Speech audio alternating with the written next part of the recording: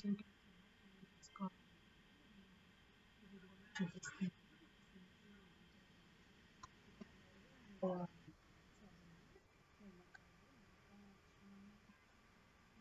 కాకపోతే నిమ్మకాయ యూజ్ చేసుకుంటే బాగుంటుంది.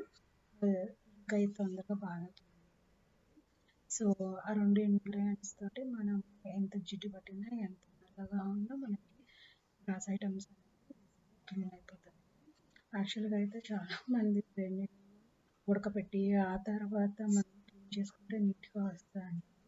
బట్ నాకైతే ఆ ప్రాసెస్ చేసాను కానీ నా గ్లాస్ ఐటమ్స్ ఐ మీన్ నల్ల నల్లగా సరిగ్గా క్లీన్ అవ్వలేదు. నాకు ఫస్ట్ నుంచి నాకు మెథడ్ ఇష్టం. ఏదన్నా నిమ్మకాయ మనం యూజ్ చేసి పక్కన పెట్టేస్తాను కదా. సో ఆ నిమ్మకాయలన్నీ నేను ఒక పక్కన పెట్టుకుంటాను ఫ్రిడ్జ్లో. నాకు ఎప్పుడైతే అవసరం ఉంటుందో ఆ నిమ్మకాయలు తీసుకొని యూజ్ చేసాను. ముందు ఒక 5 మినిట్స్ నానబెట్టేసిన తర్వాత ఇలా యూజ్ చేసుకుంటాను. సో మనకి ఒకసారి సబీనా ఒకసారి టిష్యూ అవన్నీ ఏం అవసరం లేదు. జస్ట్ సింపుల్గా ఇలాగ సబీనా సాంబారి పక్కన పెట్టేసుకొని క్లీన్ చేసుకోవాలి. మనకి జిడ్డు కానీ అవి ఏమి ఉండవు. సో ఇవన్నీ ఏమంటే నేను 1 వీక్ సరిపడా ఐటమ్స్ అన్నీ సో నాకు 1 వీక్ అయిపోయిన తర్వాత ఇవన్నీ ఒక సెట్ పక్కన పెట్టేసి మళ్ళీ ఇంకో సెట్ తీసుకుంటాను.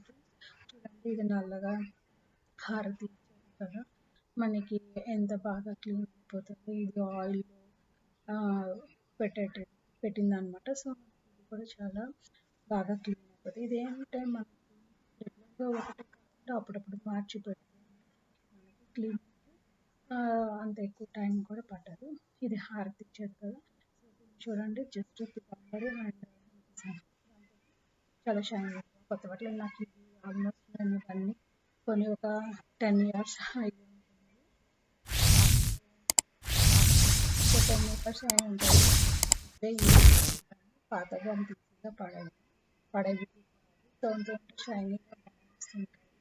సో అందుకని నేను మోస్ట్లీ హైదరాబాద్లో స్టీల్ ఫ్యాక్టరీ షాప్ ఉంది కదా, అక్కడ కొన్ని తెచ్చుకుంటాను బ్రాస్ ఐటమ్స్. ఇక్కడ చాలా బాగుంటాయి. అలాగే డిమార్ట్లో కొన్ని తీసుకుంటాను. అవి కూడా బాగానే పర్వాలేదు. బాగానే చూసారు అంత ఈజీగా క్లీన్ అయిపోయింది. జస్ట్ ఆ 2 ఇంగ్రీడియంట్స్ తోటి మీరు కూడా ఒకసారి ట్రై చేయండి ఫ్రెండ్స్. అలాగే ఇలాగ మనం క్లీన్ చేసి పెట్టుకున్నది ఒక వెట్ ఇంకా బ్రష్ పక్కన శుభ్రంగా ఒక నా చేతిలో ఫోన్ ఉంది, అందుకే చూపించడానికి వాడటం లేదు. సో అశుభ్రంగా ఆరిపోయిన తర్వాత ఒక బాక్స్ వేసి పెట్టుకుంటే నెక్స్ట్ వీక్ కావాల్సిన అన్నీ మనకి ఈజీగా